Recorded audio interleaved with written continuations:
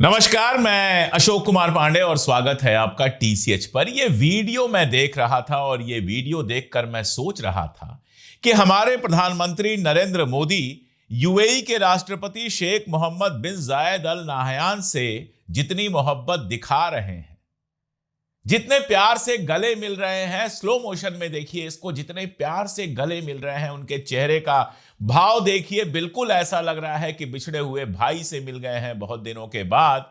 जिस मोहब्बत से वो उनसे गले मिल रहे हैं, काश उसका 20% भी हिंदुस्तानी मुसलमानों के लिए होता, हिंदुस्तानी मुसलमानों को उसका 20% मोहब्बत भी दे पाते तो आज दुनिया में देश इस तरह से बदनाम न होता और देश के भीतर का मुसलमान इतना परेशान न होता। लेकिन हमारे मोदी साहब की जो मोहब्बत है वो देश के बाहर के मुसलमानों के लिए है, अमीर शेखों के लिए है, सुल्तानों के लिए है, बादशाहों के लिए है। हिंदुस्तान के मुसलमान के लिए तो कपड़े देखकर पहचान जाते हैं जैसी बात है। खैर, यूएई के राष्ट्रपति 2 घंटों के लिए इंडिया आए थे, सिर्फ 2 घंटों के लिए, और हालत यह थी कि नरेंद्र मोदी जी प्रोटोकॉल तोड़कर पहुंच गए उनको लेने के लिए एयरपोर्ट पर और लिखा, मैं अपने भाई को लेने खुद एयरपोर्ट पर आया हूं। सारी तस्वीरें गले मिलने की हुई और जाने के बाद पता चला कि इन 2 घंटों में डिफेंस कोऑपरेशन की एक डील हुई है। इसको बहुत गौर से सुनिएगा क्योंकि असली बात यही है। ये गले लगना, मोहब्बत करना, लेने जाना, ये सारी चीजें तो मोदी जी करते रहते हैं, इसका कोई खास असर नहीं होता है। अभी जर्मनी के चांसलर आए थे तो भी ऐसे ही तस्वीर, ऐसे ही वीडियोस आ रहे थे, उससे कोई बड़ा असर नहीं हुआ। लेकिन इसका बड़ा मानी है, आराम से रुक के थोड़ा सुनिएगा।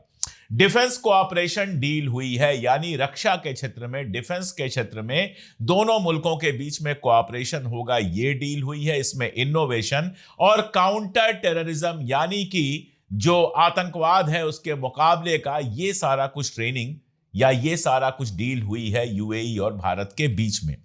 दूसरा, जो दोनों देशों के बीच में तिजारत है, ट्रेड है, बायलैटरल ट्रेड जो है, उसको बढ़ाकर $200 बिलियन तक करने की बात हुई है अगले 5 सालों यानी 2031 तक। अब 3-4 सवाल बेहद इंपॉर्टेंट बन के उभरते हैं। पहला सवाल ये कि एक तरफ गजा में पीस प्लान लेकर आए हुए हैं ट्रंप, खाड़ी के अंदर अगर आप देखेंगे, पश्चिम एशिया अगर आप कहिए तो बेहतर होगा, पश्चिम एशिया के अंदर बहुत ज्यादा हलचल देखी जा रही है। अभी कुछ दिनों पहले तक ईरान पर हमले का अंदेशा था। सऊदी अरबिया और यूएई के बीच में रिश्ते जो हैं वो हिस्टोरिकल तौर पर खराब हुए हैं। अपने पूरे इतिहास में सऊदी अरबिया और यूएई के बीच कभी रिश्ते खराब नहीं हुए, लेकिन इस समय सिर्फ खराब नहीं हुए हैं बल्कि हालात यहां तक हैं कि कल अगर कोई छोटी मोटी लड़ाई हो जाए तो उस पर भी किसी को आश्चर्य नहीं होना चाहिए। मैं बात करूंगा क्यों। टर्की, सऊदी अरबिया और पाकिस्तान मिलकर नाटो टाइप का संगठन बनाने की बात कर रहे हैं जिसमें कतर और ओमान जैसे मुल्क भी शामिल हो सकते हैं। सऊदी अरबिया और पाकिस्तान के बीच में पहले ही वो डिफेंस डील हो चुकी है जिसमें यह तय पाया गया है कि अगर सऊदी के ऊपर कोई हमला होता है तो पाकिस्तान अपने ऊपर हमला मानेगा, और अगर पाकिस्तान के ऊपर कोई हमला होता है तो सऊदी उसको ऐसे ट्रीट करेगा जैसे उसके खुद के ऊपर हमला हुआ है। इसमें टर्की को शामिल करने की बात की जा रही है जिससे पाकिस्तान, टर्की और सऊदी अरबिया के बीच में एक ऐसा रिश्ता बने कि जंग के वक्त में सब साथ खड़े हो सकें और उनकी डिफेंस की जो डील है, उनके डिफेंस का जो सिस्टम है वो एक दूसरे के साथ बिल्कुल जुड़ जाए। आपको याद होगा ऑपरेशन सिंदूर के समय टर्की ने ड्रोन्स काफी सारे पाकिस्तान को दिए थे और वो पाकिस्तान के काफी काम आए थे। और ये जो अलायंस बन रहा है इसमें कतर और ओमान के भी शामिल होने की बात हो रही है। कल को कुछ और मुल्क अगर शामिल हो जाए तो बड़ी बात नहीं होगी। तो एक तरफ इस्लामिक नाटो बनाने की बात चल रही है, दूसरी तरफ जो मैंने जहां से शुरुआत की थी कि सऊदी अरबिया और यूएई के बीच में रिश्ते बेहद खराब हुए हैं। अगर अभी से पहले का दौर देखें, 2025 के पहले का पूरा दौर देखें तो सऊदी अरबिया और यूएई के बीच में एक जबरदस्त टाइप की दोस्ती रही है। और सिर्फ दोस्ती नहीं, ये दोस्ती से आगे तक का मसला रहा है। MBZ जो है मोहम्मद बिन जायद, ये एक तरह से MBS यानी मोहम्मद बिन सलमान के आप कह सकते हैं लीडर जैसे रहे हैं, गुरु जैसे रहे हैं। एक तरफ सऊदी अरबिया यूएई से काफी बड़ा देश है, एक तरफ सऊदी अरबिया अगर हथियार के मामले में सिर्फ देखें तो शायद सबसे मजबूत अरब मुल्क है। लेकिन दूसरी तरफ चूंकि उम्र में सीनियर हैं और मोहम्मद बिन सलमान को लेकर इनके रिश्ते काफी अच्छे रहे हैं और मोहम्मद बिन सलमान इनको अपने आप कह सकते हैं फ्रेंड, फिलॉसफर एंड गाइड की तरह देखते रहे हैं। आपको सऊदी अरबिया और यूएई के बीच में एक बहुत शानदार कोऑपरेशन लगातार दिखाई देगा। ईरान दोनों का दुश्मन था, टर्की के साथ दोनों के ठीक ठाक रिश्ते थे और अमेरिका के साथ दोनों के बहुत अच्छे रिश्ते तब भी थे और अब भी हैं। मामला बिगड़ा तब जब इजराइल और गजा वार का मामला बहुत ज्यादा बढ़ गया। गजा वार के दौरान सऊदी अरबिया कुछ खास किया तो नहीं, लेकिन लगातार स्टेटमेंट देता रहा। वहीं अगर आप देखेंगे तो यूएई जो है, अब ऐसे पेपर सामने आ रहे हैं, अब ऐसे राज खुल रहे हैं जिनसे यह पता चल रहा है कि वो पूरी तरह से इजराइल के साथ खड़ा होने को तैयार था, इजराइल की पूरी मदद कर रहा था, इंटेलिजेंस में मदद कर रहा था, बाकी सारी चीजों में मदद कर रहा था। यानी अब यह क्लियर है कि गजा वार के समय भले बयान कुछ भी आया हो, लेकिन यूएई पूरी तरह से इजराइल के साथ था। सऊदी अरबिया के बारे में आप ये नहीं कह सकते हैं कि वो इजराइल के साथ था। अमेरिका के प्रेशर की वजह से, दीगर वजहों से उसने सीधे हस्तक्षेप भले नहीं किया, लेकिन इजराइल पर बार बार सवाल उठाए। अब इसके आगे जाके देखें, ये तो साथ होने ना होने का मामला हो गया। जहां सीधी टकराहट हुई वो जगह थी यमन। यमन और सऊदी अरबिया के बीच में प्रॉब्लम काफी पुरानी है। तकरीबन एक दशक यमन और सऊदी अरबिया एक खास तरह की जंग में हूथी जो वहां के हैं और सऊदी अरबिया एक खास तरह की जंग में रहे, जिसका नतीजा यह हुआ कि सना वगैरह पर तो हूथी का कब्जा है, लेकिन बाकी जो इलाका है, एक इलाका ऐसा है जहां पर जिसको लीगल गवर्नमेंट कहा जाता है, जिसको अमेरिका मान्यता देता है, जिसको यूनाइटेड नेशन मान्यता देता है, वो सऊदी अरबिया के साथ बिल्कुल लगी हुई गवर्नमेंट है। वो सऊदी अरबिया के सपोर्ट से चलने वाली गवर्नमेंट है। यानी आप कह सकते हैं कि यमन के अंदर सऊदी अरबिया का अपना स्टेक है।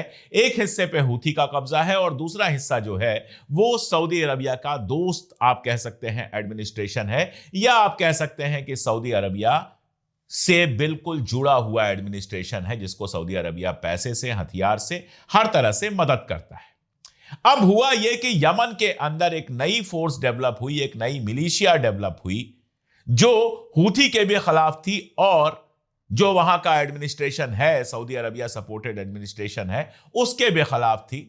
और उसने कई सारी जगहों पर एडन वगैरह पर कब्जा करने की कोशिश की। एडन के बारे में कम पता होता है लोगों को आमतौर पर। यमन के ये एक ऐसा इलाका है जहां हिंदुस्तानी मूल के लोग बहुत ज्यादा रहते हैं। ऐसा नहीं है कि अभी 2-10 साल पहले गए हैं, 200, 300, 400 साल पहले ये लोग गए हैं, व्यापार के सिलसिले में गए और फिर वहां पे बस गए।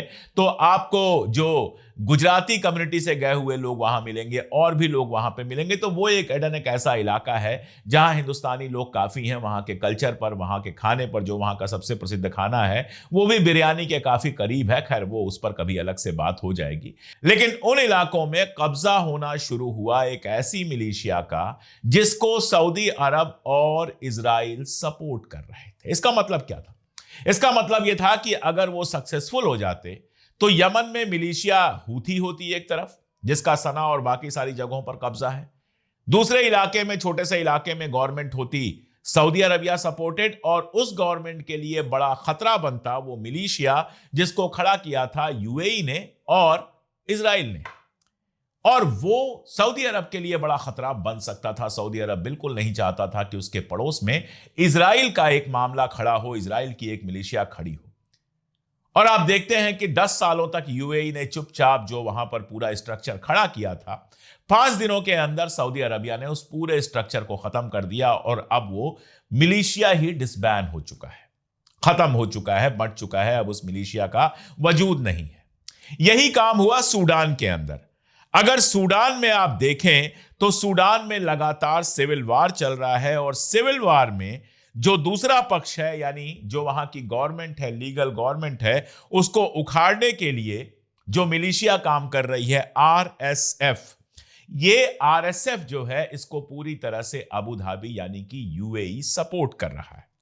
ये लंबी लड़ाई चल रही है, बहुत खूनी लड़ाई चल रही है और इसमें अब तक हजारों लोग मारे जा चुके हैं और लाखों लोग घर छोड़ने पर मजबूर हुए हैं। आरोप यह लगाया सऊदी अरबिया ने और कहा जा रहा है, सीएनएन बता रहा है ये, कि मोहम्मद बिन सलमान जब नवंबर में व्हाइट हाउस गए थे तो उन्होंने अमेरिका से यह शिकायत की थी कि वहां पर आरएसएफ को माली और बाकी सारी मदद जो है वो यूएई प्रोवाइड करा रहा है और यूएई की वजह से कई सारे नरसंहार उस इलाके में हो चुके हैं। और सूडान के मसले में भी यही कहा जा रहा है कि इजराइल बहुत ज्यादा इंटरेस्ट ले रहा था, वो सूडान में अपनी पसंद की गवर्नमेंट को बिठाना चाहता है जिससे उसका काफी फायदा होगा। यानी इजराइल के चक्कर में यूएई लगातार ऐसी हरकतें कर रहा था जो सऊदी अरब को नागवार गुजर रही थी और बर्दाश्त की हद जब पार हो गई तो पहले यमन में सऊदी अरब ने हस्तक्षेप किया और उसके बाद हस्तक्षेप किया सूडान के अंदर। और यह बात जान लीजिए कि यह दखल अमेरिका के जाने बिना हो नहीं सकता था। अगर अमेरिका इससे राजी नहीं होता तो सऊदी अरब के लिए इतनी आसानी से 5 दिन में सब कुछ खत्म कर देना या सूडान से आरएसएफ को एकदम कमजोर कर देना इतनी जल्दी यह मुमकिन नहीं होता। यानी अमेरिका ने सऊदी अरब की बात सुनी है। तो इन सब चीजों से हुआ क्या है? इन सब चीजों से हुआ यह है कि यूएई मिडिल ईस्ट में अकेला पड़ा है। आप ईरान के मसले को देख लीजिए, एकदम लग रहा था कि ईरान पर कभी भी हमला हो सकता है। किसी भी रात 11-12 तारीख की रात को तो यह लग रहा था कि कभी भी अमेरिका हमला कर सकता है, लेकिन हमला क्यों नहीं हुआ? बहुत सारी थीरीज के पीछे बड़ी थीरी यह है कि सऊदी अरबिया, टर्की और कतर और ओमान, इन 4 मुल्कों ने अमेरिका से यह कहा कि ईरान पर हमला मत करिए, ईरान पर हमला पूरी खाड़ी के लिए बेहद खतरनाक हो सकता है। इजराइल ने कहा कि इस समय अगर आप हमला करते हैं तो कोई जरूरी नहीं है कि तख्ता पलट हो, बल्कि इस बात के इम्कान ज्यादा हैं कि वहां पर तख्ता पलट ना हो और खामनेई और ज्यादा मजबूत बनकर उभरे। यानी उस मसले में भी, ईरान के मसले में भी बड़ा हस्तक्षेप सऊदी अरबिया, टर्की और कतर का था। मजेदार बात यह है कि ईरान और सऊदी अरब कभी दुश्मन नहीं रहे हैं, लेकिन इस बार चाहे जो भी वजह हो, एक वजह तो मैंने आपको बताई थी कि अगर ईरान पर अमेरिका का कब्जा हो जाता है और सारा तेल बाजार में चला जाता है तो सऊदी अरबिया के तेल की कीमत इतनी गिर जाएगी कि उसके इकॉनमी के लिए मुश्किल हो जाएगी। तो उसके लिए यह बेहतर है कि ईरान के ऊपर सैंक्शन लगा रहे, बैन लगा रहे, ताकि वो अपना तेल आराम से बेचता रहे। और दूसरी बात कि अगर जंग होती है और जंग के बाद ईरान नुकसान पहुंचाने में बड़े पैमाने पर सफल होता है तो सऊदी अरबिया का नुकसान होना ही था, क्योंकि उसकी जमीन पर भी अमेरिका की सेना रहती है, उसके यहां भी अमेरिकी सेनाओं की बस्ती है। तो दोनों तरह से सऊदी अरब के लिए नुकसानदायक होता। तो यह किसी दोस्ती में नहीं किया गया, यह अपना भला देखकर किया गया। लेकिन सऊदी अरबिया ने जिन मुल्कों को साथ लिया इस काम के लिए, उसमें यूएई शामिल नहीं था। ईरान के साथ यूएई के कोई बहुत अच्छे रिश्ते नहीं है और टर्की के साथ इनके रिश्ते कभी अच्छे नहीं रहे हैं। लेकिन इधर सऊदी अरबिया और टर्की के बीच में रिश्ते लगातार बेहतर होते जा रहे हैं, जबकि यूएई उस पूरे फ्रेमवर्क से बाहर है, क्योंकि यूएई के ऊपर मिडिल ईस्ट में कोई नहीं भरोसा करता। वजह आप जानते हैं कि इजराइल के सबसे करीबी अगर मिडिल ईस्ट में कोई मुल्क है तो वो यूएई है। तो लंबी कहानी को शॉर्ट में यह बताया जाए कि पश्चिम एशिया में, वेस्ट एशिया में या अरब वर्ल्ड में, जो भी आप कहना चाहें, उसमें यूएई अकेला पड़ा है। यूएई के साथ, या आप कह सकते हैं कि यूएई के, हां आप कह सकते हैं यूएई के साथ अगर कोई है तो इजराइल है, बाकी कोई नहीं है। वो भी बराबरी के लेवल पर नहीं है। यूएई एक रद्दा नीचे है इजराइल से, जब भी उनके बीच का जो भी रिश्ता है उसमें। और इधर यही हाल हुआ है भारत का। दक्षिण एशिया में भारत लगातार अकेला पड़ता गया है। अमेरिका के लगातार हस्तक्षेप की वजह से ईरान से रिश्ता खराब हुआ है।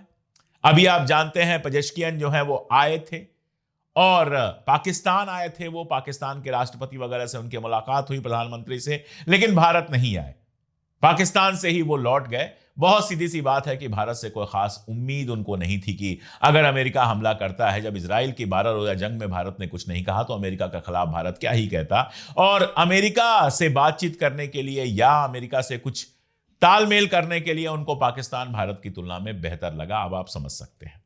तो एक तो आप ईरान की अभी मैं बात कर रहा था, साउथ एशिया पर मैं आऊंगा। पाकिस्तान के साथ भारत का कोई रिश्ता है नहीं।